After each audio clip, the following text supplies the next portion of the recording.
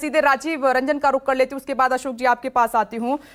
तो राजीव, अब यही मंत्रणा हो रही होगी, क्योंकि एक सवाल यहां पर यह भी है राजीव कि चाणक्य जो राजनीति के कहे जाते हैं शरद पवार, इस बार उनकी सारी नीतियां फेल हो गई, वो सरकार को बचा नहीं पाए। उनको लेकर भी कई सवाल खड़े हो रहे हैं।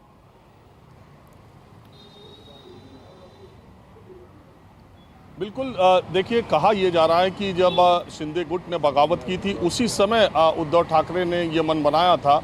ऐसा कहा जाता है कि 21-22 जून को उन्होंने मन बनाया था कि वो इस्तीफा दे दें, लेकिन शरद पवार ने उनको संयम बरतने और हालात पर निगाह रखने के लिए कहा था। शरद पवार जिस तरह की राजनीति के मास्टर हैं महाराष्ट्र के, सबको मालूम है, आपको मालूम है, बाला साहब ठाकरे उनको कहते थे कि वो ऐसे पहलवान हैं जो शरीर में तेल लगाए रहते हैं, वो किसी के हाथ नहीं आते हैं। बाला साहब ठाकरे का मराठी में वो बड़ा फेमस डायलॉग है शरद पवार जी के साथ। लेकिन बदली परिस्थितियों में देखिए, कई बार ऐसी परिस्थितियां आती हैं कि आपका कौशल, आपकी चाणक्य नीति काम नहीं आती है। एकदम आईने की तरह साफ था कि इतने विधायक जाने के बाद उद्धव ठाकरे का मुख्यमंत्री बने रहना संभव कतई नहीं है अगर उन्हीं विधायकों में फूट न पड़ जाए। यहाँ तक सवाल विपनेश अब इस बात का है कि अब उद्धव ठाकरे ने तो इस्तीफा देकर के अपने आप को अलग कर लिया है। दूसरी बात यह है कि अब जो नई सरकार बनने वाली है, अभी 11 बजे की बैठक है, उसके बाद विधायकों की बैठक, जैसा बता रहे थे विनोद, विधायकों की बैठक होगी, विधायक दल के नेता चुने, जो एक परंपरा है कि विधायक दल का नेता चुना जाता है, फिर वो जाकर के राज्यपाल से कहता है कि हमारे पास बहुमत है और इसके बाद राज्यपाल उनको शपथ ग्रहण करा के फिर बहुमत सिद्ध करने के लिए विधानसभा में कहते हैं। ये प्रक्रिया जिसको अपनाई जाएगी।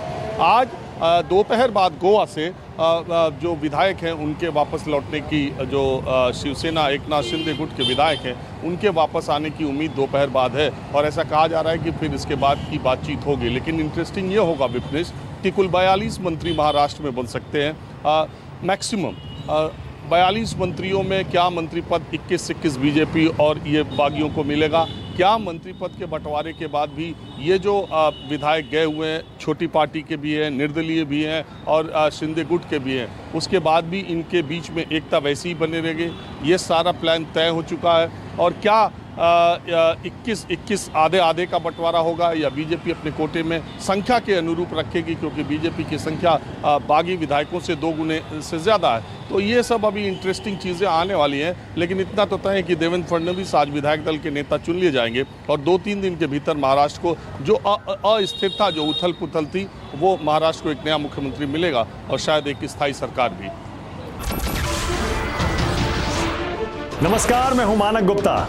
अगर आपको हमारा ये वीडियो पसंद आया हो तो इसे लाइक और शेयर जरूर करें और हाँ, हमें सब्सक्राइब और फॉलो करना ना भूलें ताकि आप देश और दुनिया की कोई खबर मिस ना करें।